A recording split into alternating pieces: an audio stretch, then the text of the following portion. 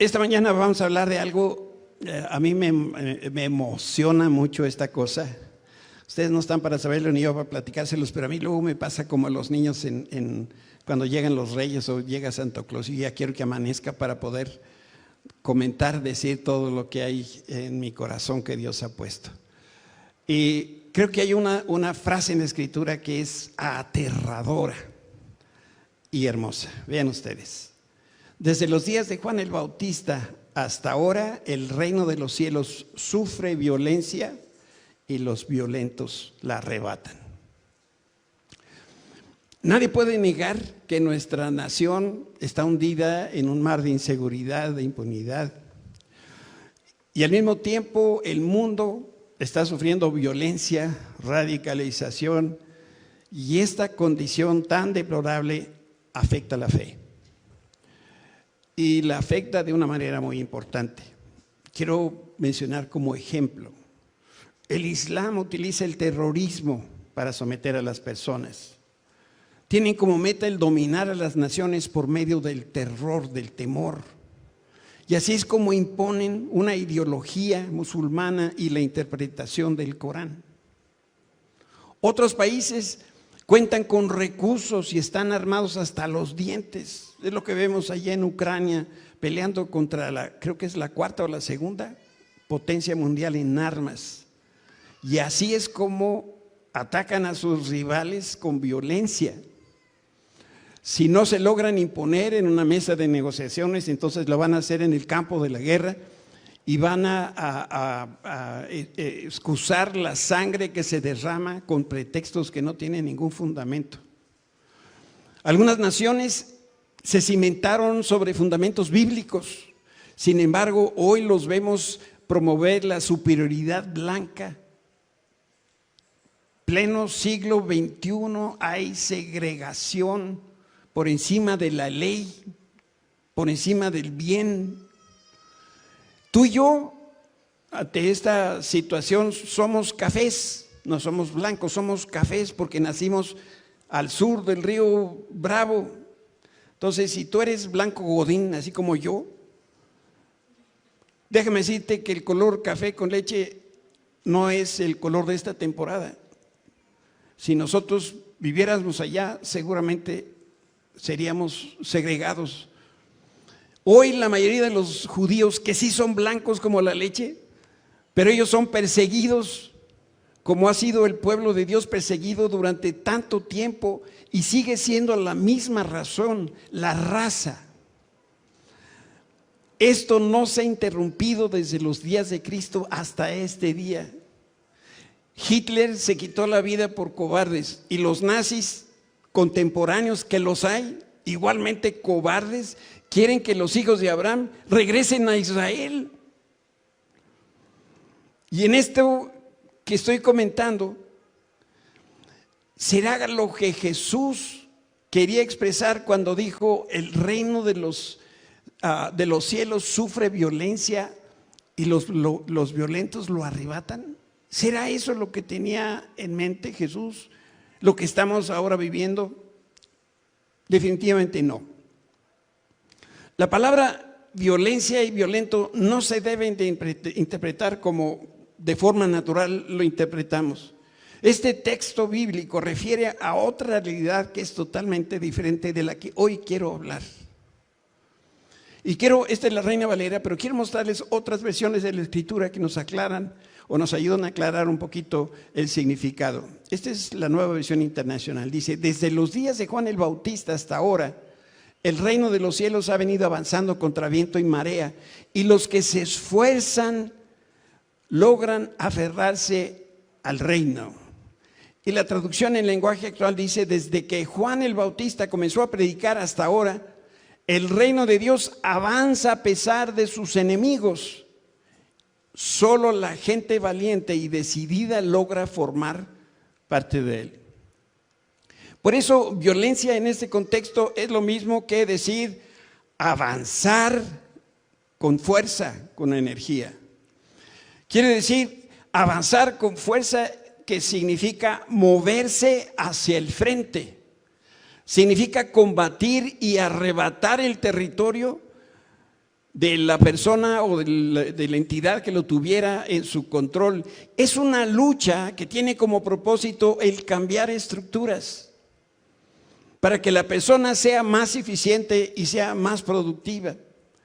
Por eso quiero hablarte también, porque era parte del mensaje de Juan el Bautista, acerca del arrepentimiento, porque el reino de Dios se ha acercado. Si estaba cerca en los días de Juan el Bautista, pues se ha acercado más en nuestro tiempo. Y quiero explicarte aquí un poquito. Por un momento, piensa en esa misión que Dios le encargó a Juan el Bautista. Juan llamaba a las personas, a los hombres y mujeres, al arrepentimiento, y él decía, porque el reino de los cielos se ha acercado. En otras palabras, si alguien quería formar parte del reino de Dios que vendría a través de Jesucristo, lo primero que debía hacer era cambiar su manera de pensar. Y ese cambio tenía que ver con la persona que estaba al mando o estaba en control, porque venía un cambio de estructuras. El arrepentimiento es algo muy sencillo, no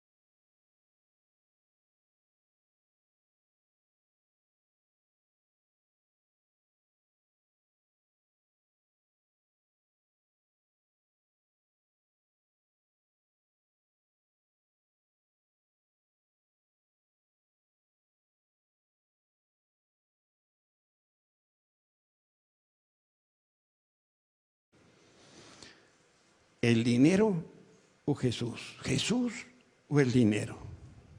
Jesús, que lo conoce todo, le ordenó a este muchacho que tenía un problema de corazón, no que él tenía palpitaciones, estaba malito del corazón espiritual. Le ordenó repartir sus riquezas entre los pobres, pero este muchacho simple y sencillamente no podía hacer lo que el Señor le pedía.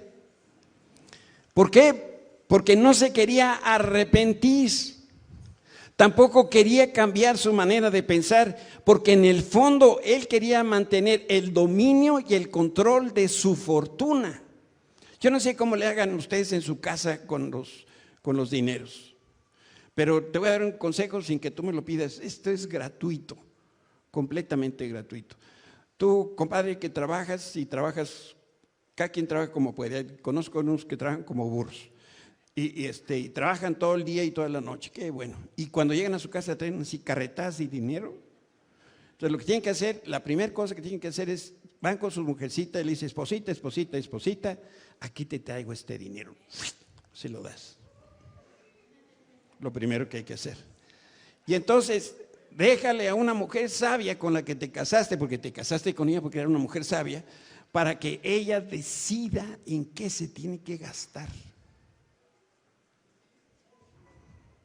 Miren, hay una teoría que lo he repetido muchas veces, pero como hoy también estoy de buenas, se los voy a repetir. Hay una vena espiritual que va de la cartera, por eso me toco acá, no creen ustedes, de la cartera, va a pasar por aquí, quién sé qué, y llega al corazón. Para saber si es un buen cristiano o un mal cristiano una persona, yo necesito ver su chequera, necesito ver su cuenta bancaria, necesito ver sus ingresos y decirte en qué gasta primero, y ahí es donde vemos en dónde tiene el corazón. Porque si, como aprendimos hoy con el pastor, lo primero es aquello que realmente tiene importancia para nosotros. Y si Dios es lo primero, entonces le damos al Señor la primera décima parte de todo lo que nosotros tenemos que hablar. Y hoy esta plática no tiene nada que ver con el diezmo, pero sí menciona la escritura de este muchacho que no se quería arrepentir.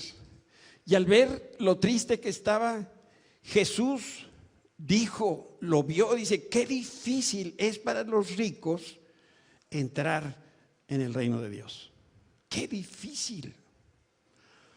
Personas que aman el dinero como este joven, viven para el reino de su riqueza personal. En lo único que piensan es en dinero. Todo lo ven en términos de dinero. Van al restaurante y le tapan donde está la descripción de las cosas que se comen y ven las cifras. Y entonces buscan la más chiquita y dice, esposa, tú comes esto. Todo lo ven con dinero. Ya te lo gastaste. Está caro.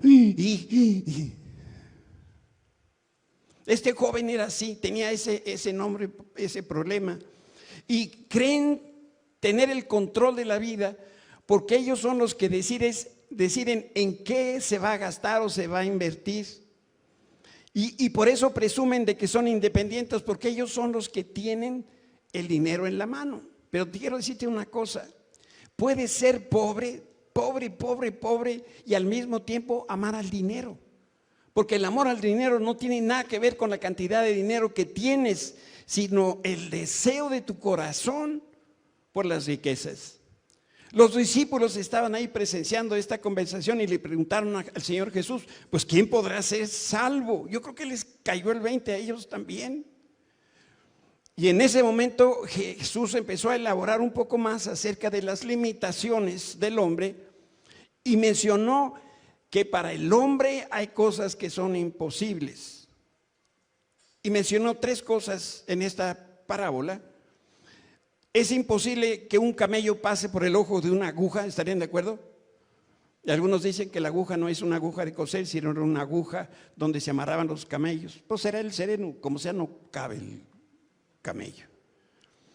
El hombre no puede salvarse a sí mismo, la segunda cosa. Y la tercera es, no podemos entrar a la presencia de Dios sin rendir nuestra vida y por supuesto nuestras posiciones al Señor. Pero para Dios todas las cosas son posibles, incluyendo la capacidad que le da al hombre de que se arrepienta, porque tú no te puedes arrepentir por ti mismo, ni yo mismo. Necesitamos la ayuda del Espíritu Santo para podernos arrepentir. Por eso nos cuesta tanto trabajo. Pablo escribió a la iglesia de Roma y les decía lo siguiente: ¿no te das cuenta de lo bondadoso, tolerante y paciente que es Dios contigo? ¿Acaso eso no significa nada para ti? ¿No ves que la bondad de Dios es para guiarte a que te arrepientas y abandones tu pecado? Y aquí lo que estamos viendo es la palabra bondadoso y bondad. Esta palabra tiene varias raíces etimológicas y una de ellas es proveer.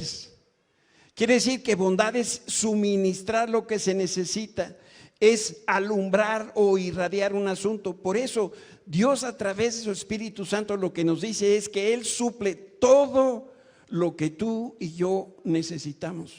¿Me van siguiendo? Les pido un favor. Repite, todo. Eso es lo que estamos aprendiendo. Dios suple. Entonces, el Señor nos ilumina con su verdad para que nosotros podamos ver con objetividad y nos lleva a esa convicción de pecado y de arrepentimiento. Y el arrepentimiento es un asunto del control y del trono. Levante la mano con toda honestidad, porque Dios los está viendo. ¿Quién maneja el control remoto de la tele en su casa? Digan la verdad. En mi casa, mi esposa.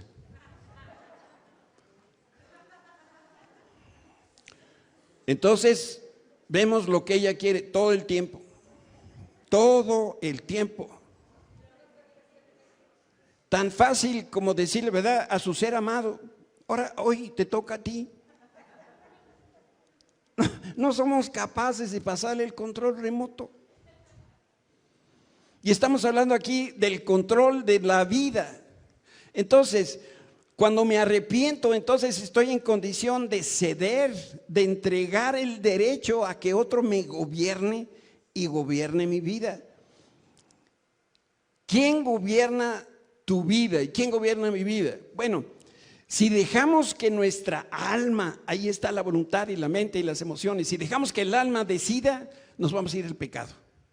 Eso es lo que nos gusta, a eso es a lo que vamos.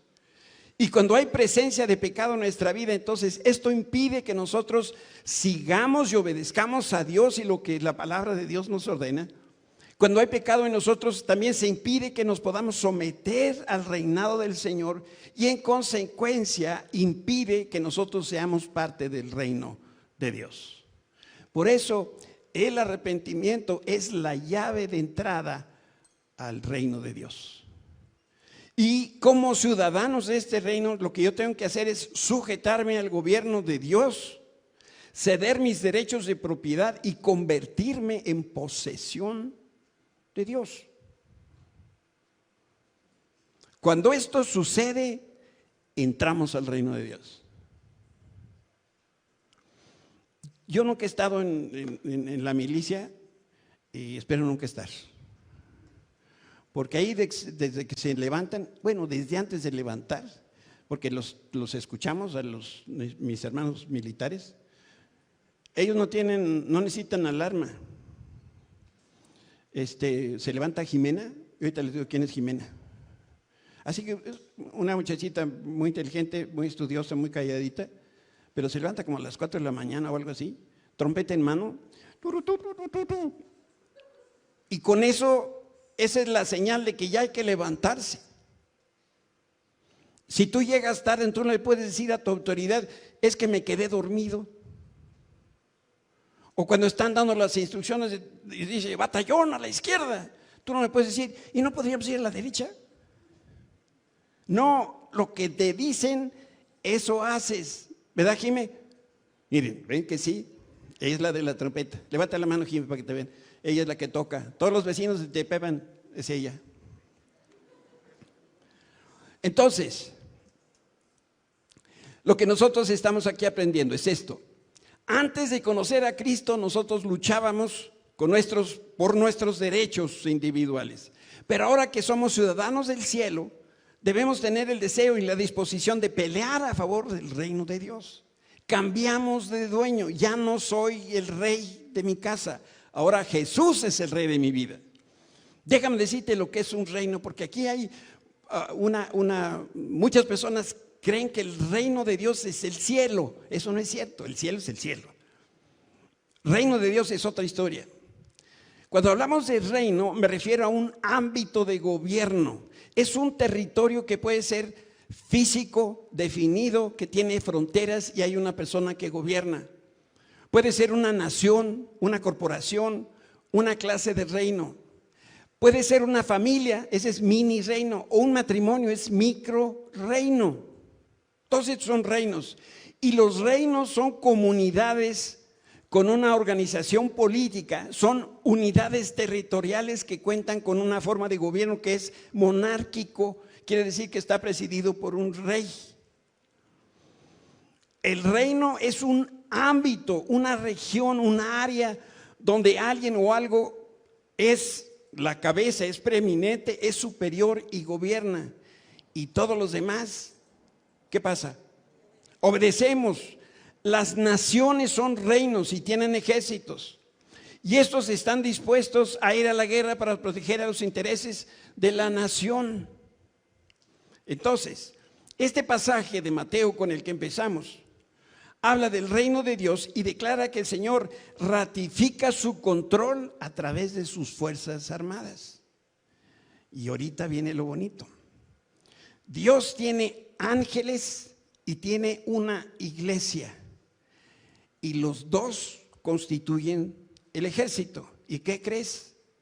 Allí es donde aparece tu nombre y aparece mi nombre. ¿Sabes? Creo que se le llama galones, ¿verdad? Esto que ponen los militares para mostrar su rango. ¿Sabes cuál es el rango de nosotros? -2. Soldado racísimo. En el reino de Dios nada más hay un general y todos los demás son indios. Bueno, somos indios. Todos. O sea, es fácil dibujar el árbol jerárquico en el reino de Dios. Está Dios y todos los demás. Entonces, si vamos nosotros aquí entendiendo estas cosas, cada cristiano que es ciudadano del reino de Dios también forma parte de las Fuerzas Armadas del reino. Lo que quiere decir es que tú y yo debemos tener la disposición de hacer todo lo que se necesita para defender y para avanzar el reino. En el ejército no puedes estar sentado, tienes que estar haciendo, tienes que estar trabajando. Y Juan el Bautista era un adelantador, un avanzador y promotor del reino de Dios. Esta era su misión. Y el centro del mensaje de Juan el Bautista es muy sencillo, pero muy potente, con un enfoque concreto. 2 versiones de la Biblia. Diciendo, arrepentíos porque el reino de los cielos se ha acercado. Esta era la predicación de Juan el Bautista. Eso predicaba el domingo. Y al siguiente domingo, ¿qué creen que predicaba? Arrepiéntete de tus pecados y vuelve a Dios porque el reino de los cielos se ha acercado. Y si vas el tercer domingo, lo mismo. Este era su mensaje de día y de noche. Arrepiéntanse, dejen que Cristo reine en sus vidas, en su matrimonio, en sus familias, en sus negocios, en sus trabajos, en su nación. Pasen el control remoto a Dios. Por eso en los días de Cristo, cuando una persona se arrepentía, se bautizaba en agua, y de esta manera se estaba identificando con la muerte de Cristo, porque el Mesías, el ungido de Dios, cedió sus derechos que tenía en el cielo, se los cedió a su Padre para venir aquí a la tierra y morir por nosotros. Y en consecuencia, cuando esto sucede, el Espíritu Santo quita ese velo que nosotros podemos tener enfrente para ver las cosas como Dios lo ve. La Biblia enseña que este bautismo en agua era tan poderoso que los que se bautizaban tenían ese discernimiento espiritual de la obra de Cristo. Fíjense cómo lo dice Lucas 7:29. Cuando oyeron esto todos, hasta los cobradores de impuestos, y lo marca de esa manera porque estos eran el sinónimo de burócratas, sin ofender a ninguno de los burócratas aquí presentes. Cuando oyeron esto, hasta los burócratas coincidieron que en el camino de Dios era correcto, porque fueron bautizados por Juan. Pero los fariseos y los expertos en la área religiosa no lo aceptaron, el plan de Dios para ellos, porque rechazaron el bautismo de Juan. Estos cobradores de impuestos, estos burócratas, no eran judíos, por eso no tenían el discernimiento, no eran parte del pueblo escogido de Dios. Y para mí Juan el Bautista fue un hombre con pasión, con pasión, no compasión, junto, separado, y con una determinación muy clara. En su repertorio de predicaciones, un mensaje. Ese mensaje era firme. Escuchó la palabra de Dios, la hizo carne y empezó a hacer su vida conforme a este mensaje. Era un hombre con singularidad de enfoque, con determinación, inexorable en lo que estaba haciendo, y lo que él necesitaba era llegar a la meta que Dios había trazado para su vida, que era allanar el territorio, allanar el terreno, porque venía Jesús, el Mesías. Y Mateo escribió también de Juan el Bautista que era solamente una voz en el desierto. Juan era aquel de quien se había escrito por el profeta Isaías 43, donde se dice, voz de uno que grita en el desierto, o voz que clama en el desierto. Ese es Juan. Preparen el camino para el Señor, hagan sendas derechas o enderecen sus sendas. Y entonces aquí viene la parte de la violencia. Como digo, Dios nos está viendo a todos. Todos los enojones, digan amén. Pero levanten la mano para que los conozcamos. Wow. Susanita. No, tú. Mi mujer es un pan.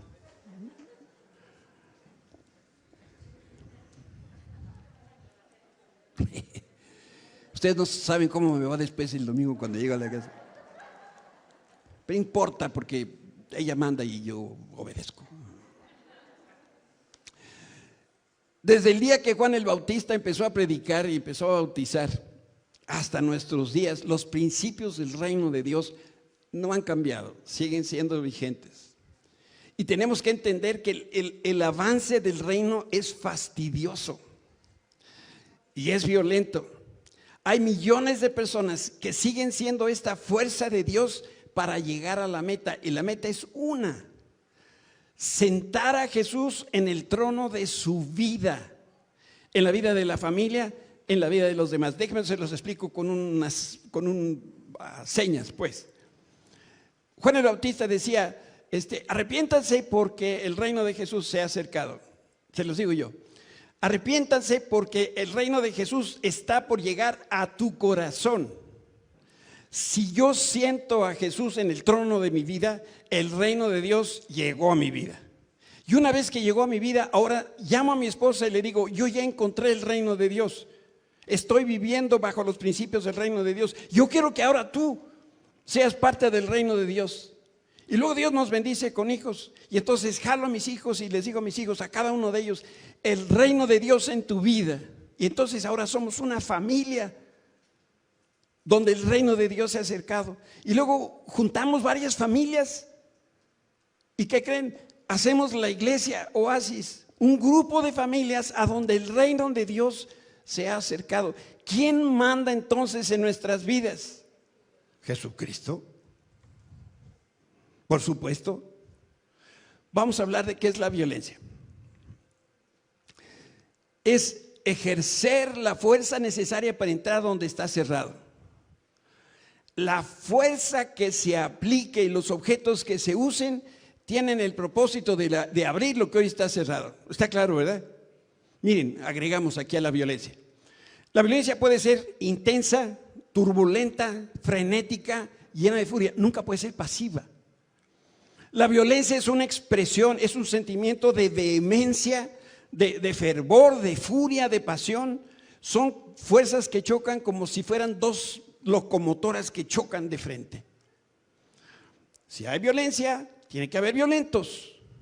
Entonces, violento en el lenguaje bíblico, de acuerdo con este pasaje, es alguien o algo extremo y fuerte, vehemente, incluso hasta el punto de ser impropio, intenso, apasionado. Yo no sé ustedes, esposas, cuando el Señor les manda un pasguato, ¿qué hacen? ¿Cómo pueden vivir así con...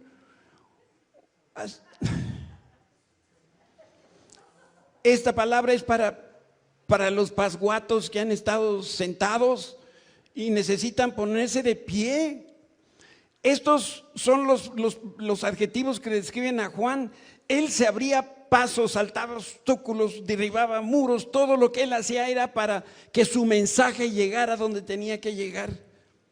Ay, me pasé. Esa es la pasión.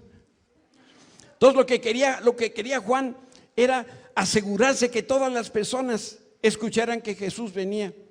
Él se sentía impulsado también por el Espíritu Santo para preparar el camino y le urgía que las personas escucharan y su mensaje e hicieran suyo el reino de Dios. Yo creo que esta pasión que Juan sentía por Cristo, esta pasión por su llamado, lo hacía una persona fuerte, intensa, apasionada, llena de valor, y cuando hablaba seguramente lo hacía con tal convicción que venía del Espíritu Santo que muchas personas venían a conocer a Cristo y muchas se incomodaban.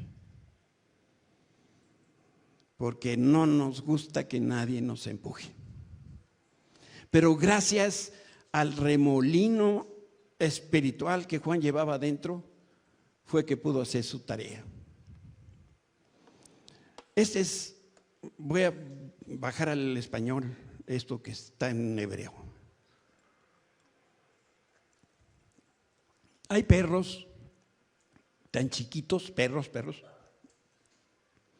que no se sabe si son de la familia de los canes o de los roedores. Por el tamaño aquí no importa. Cuando ellos están protegiendo los que consideran que lo que consideran es su territorio. Si un animal de estos de 4 patas o de 2 considera que alguien atentó contra su dominio, se va a lanzar a la yugular de su oponente sin importar si lo alcanza o no. Y hay algunas personalidades del mundo de la farándula, como Poncho y Sandy, que a mi derecha, que se hacen acompañar de varios de estos microguaruras caninos, chiquitos, pero atacan con furia. Dios quiere que cada uno de nosotros, hombres, mujeres, jóvenes, niños, seamos como estos animalitos que tienen un espíritu violento, apasionado. ¿Por qué? Porque estamos defendiendo el territorio, estamos defendiendo el reino de Dios. Yo no sé si estos animalitos los entrenan o así son, pero este espíritu de violencia que tienen es algo que nosotros humanos nos haría muy bien en imitar. Por eso de hoy en adelante asocia violencia y huracán como lo que Dios está esperando que cada uno de nosotros hagamos. Y no lo digo solamente con el afán de dramatizar, pero esta clase de tormenta solo surge dentro de nosotros para después poder salir. Esto nunca sale por actuación, esto es algo que brota del corazón. Cuando nosotros presenciamos una injusticia, nosotros nos debemos convertir como en esos perros salvajes y nos lanzamos y decimos, eso está mal. No porque tenemos una afiliación política, sino que lo que estamos viendo es una injusticia. Por eso, cuando nosotros ejercemos esa autoridad que Dios nos ha dado, debemos pisotear la cabeza del enemigo sin importar la fuerza o el tamaño que tenga. ¿Qué fue lo que hizo David con Goliat? Porque no hemos dejado de pensar en David y Goliat. Yo estoy convencido que el Señor nos quiere decir algo muy importante en esta hora. Quizá tú y yo hemos sido tolerantes con el gigante de las enfermedades que nos afligen, que nos hacen daño y que traemos desde hace mucho tiempo. O a lo mejor tú has sido tolerante con el gigante de la escasez financiera, o el gigante de la mala relación en tu matrimonio o con tus hijos. Hemos orado durante mucho tiempo, pero no hemos visto los resultados que deseamos. ¿Y qué vamos a hacer? ¿Nos vamos a quedar sentados? ¿Vamos a seguir esperando? ¿Saben? Llegó el momento en que ya no es posible seguir tolerando más a los gigantes. Y entonces, ¿qué salida tenemos? Pues lo que tenemos que hacer es tomar la autoridad que Cristo nos dio y en el nombre de Jesús debemos ordenar a esa enfermedad, a esa adversidad, que se aparte que se aparte de nuestra vida de una forma definitiva. Esto lo tenemos que hacer. Esto no es para orar, esto es para hacer. Debemos decir a voz en cuello: enfermedad, debilidad, adicción, pobreza, cualquier otro gigante que tú puedas tener, que yo pueda tener, en el nombre de Cristo te echo fuera de mi vida. Te ordeno que te vayas de mi familia, de mi matrimonio. Hay matrimonios que necesitan otra luna de miel. Los veo con unas caras que hasta flojera dan. Yo creo que lo que Dios también nos está diciendo es que los esposos tienen que sacar a sus mujeres a Cancún 15 días y encender la flama del amor. ¿Cómo ves, hijo? Todos los maridos que van a llevar a sus mujeres a Cancún 15 días, levanten la mano.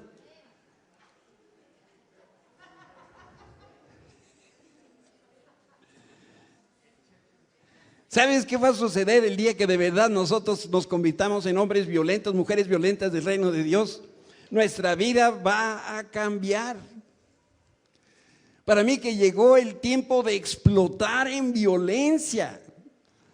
Llegó el momento de derribar a golpes cualquier gigante que está impidiendo la vida plena que Jesús ofrece. Él prometió que Él nos va a dar vida plena. Entonces, ¿por qué no estamos viviendo vidas plenas? Porque estamos sentados, porque no hemos tomado el reino de Dios con violencia. Por eso tenemos nosotros que dejar de tolerar todas las adversidades. Ya basta de estar viviendo a medias. Y también ya basta de seguir siendo un cristiano sin pasión.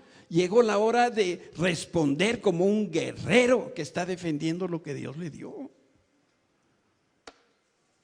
Tienes 10 hijos y viene un secuestrador y te lleva uno.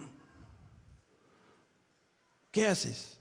Vas con el secuestrador y dices, ¿sería usted tan amable de regresarme a mi hijo? O, pues quédese con él, ya tengo otros 9. ¿Qué? Que no me lo toquen. Mira, imagínate esta escena. Estás, hombre, que me estás escuchando, allá en la casa también, no te hagas, ahí te veo.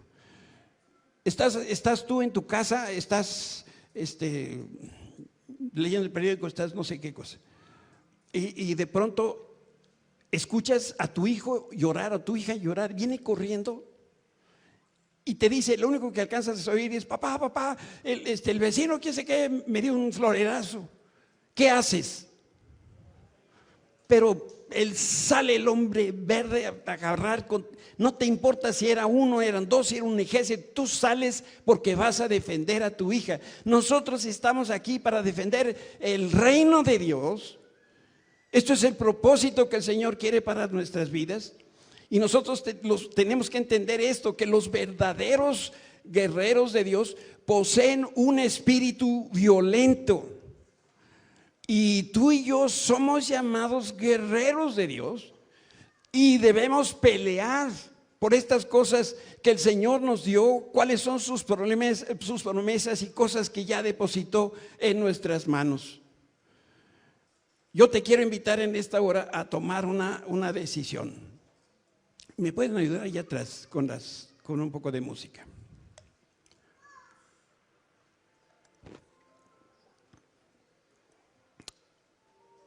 Voy a pasar a la.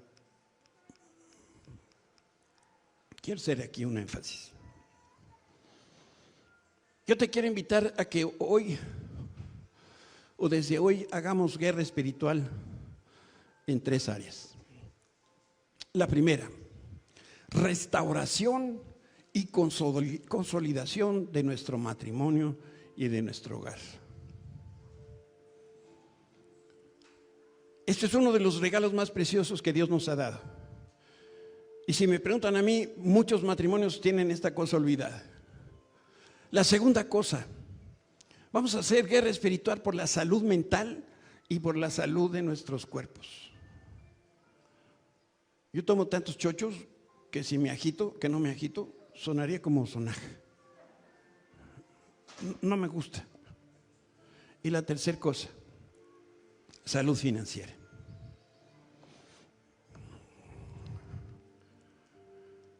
De las primeras dos, nosotros tenemos que dejar de ser tolerante en estas áreas. Y ahora mismo tomar esa autoridad que Cristo nos dio y ordenar que cualquier cosa que está impidiendo que mi matrimonio, que mi salud no esté como Dios quiere que esté, ahora mismo sale de mi vida, sale para afuera, perfecto. Sale y no viene más a mi vida. Es algo que no es una fórmula, no es una expresión solamente, es la acción de decir, sales de mi vida. Y la tercera cosa tiene que ver con la salud financiera. A esta cosa no le hables. A esta cosa se le gana trabajando. He escuchado que muchas personas dicen, híjole, Ahora con la pandemia estoy trabajando como nunca. Dale gracias a Dios que tienes trabajo. Y eso que tú dices que estás trabajando como nunca es la cosa mínima que Dios está esperando de ti. No vas a poder salir de tu situación financiera en la que te encuentras si no trabajas más. Pero no es el número de horas, tienes que trabajar con eficiencia. Tienes que trabajar bajo objetivos medibles, con metas claras hacia donde quieres llegar. Tienes que trabajar porque Dios nos dio ese privilegio. En la Biblia no encuentras una sola palabra acerca de la jubilación o el retiro. Lo he dicho en este lugar y lo vuelvo a repetir. Yo me voy a morir de aquí predicando. Y luego, hijo, me llevas aquí a las de la funeraria Gómez o qué, López, García López, nos queda cerca. Trabajando nos debemos encontrar nosotros la muerte. No, yo estoy esperando retirarme y gastarme mis ahorros. Mira, si los tienes, pues viaja y úsalo porque nunca sabemos cuándo vamos a morir. Pero nuestra función aquí en la tierra es trabajar. Y ahora tenemos el reino de Dios, la cosa más preciosa que Dios nos ha dado. Y tenemos que trabajar con valor, con violencia, con pasión. Y si nosotros lo hacemos, verdaderamente vamos a ver cómo el reino de Dios cobra realidad en nuestra vida. Les he platicado de un maestro de etimologías griegas que tuve en la escuela, que era flojo. Muy abusado, pero híjole, la flojera era más grande que todo lo que sabía. Y usaba tirantes. Y entonces se sentaba en el escritorio y se hacía así: muchachos, sacudan esa pereza mental. Con ganas de decirle: pues tú, papacito. Hay muchos que tienen una terrible pereza de todas las cosas, del matrimonio, de su salud, de sus finanzas y de muchos otros gigantes que no se van a caer solos. Necesitan de la violencia, de la convicción que en Cristo la victoria ya nos ha sido dada. Si el Espíritu Santo hoy ha hablado a tu vida, yo te quiero pedir que pongas de pie.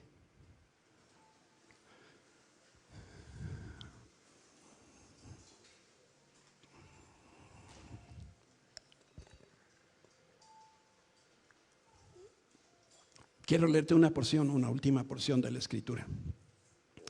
Isaías 30:26. El Señor curará y vendará las heridas de su pueblo. Entonces la luna alumbrará como el sol y la luz del sol será 7 veces más fuerte como la luz de 7 soles juntos. Y esto es lo que el Señor nos dice. Ahora mismo, dice el Señor, yo estoy cubriendo a mi pueblo arrepentido con un manto de restauración. Y declaro que todo regresa a un estado glorioso y mucho mejor que antes. Lo que estaba perdido lo vas a encontrar. La vida se alumbra con mi gloria para que dejes de adivinar y de andar a tientas. La iluminación del Espíritu Santo te permite ver con claridad y ahora puedes discernir y juzgar la rectitud y la justicia de Dios. Hoy nace el sol de justicia para ti y te cubre con su calor para que nunca más vuelvas a tener frío. La noche ya terminó y de aquí en adelante será de día. Vivirás en descanso continuo porque cada día es día del Señor. Gracias, bendito Dios, por la claridad de tu palabra. Gracias por Juan el Bautista. Gracias porque hablaba muy derecho a nuestro corazón. Señor, hoy entendemos quizá un poquito mejor lo que significa que el reino de Dios entre en mi vida. Señor, te cedemos el control. Y como lo hacía Juan con esa pasión, hoy nos convertimos en ensanchadores de camino, derribadores de monstruos y de gigantes. Y con violencia santa, Señor, sacudiremos a Satanás y a sus secuaces y a todas las personas que hoy están bajo su cautiverio para poderlas traer de la oscuridad a la luz eterna de Jesucristo. Gracias, Señor, por la verdad de tu palabra, por la aplicación que el Espíritu Santo hace en cada uno de nosotros, en Cristo Jesús.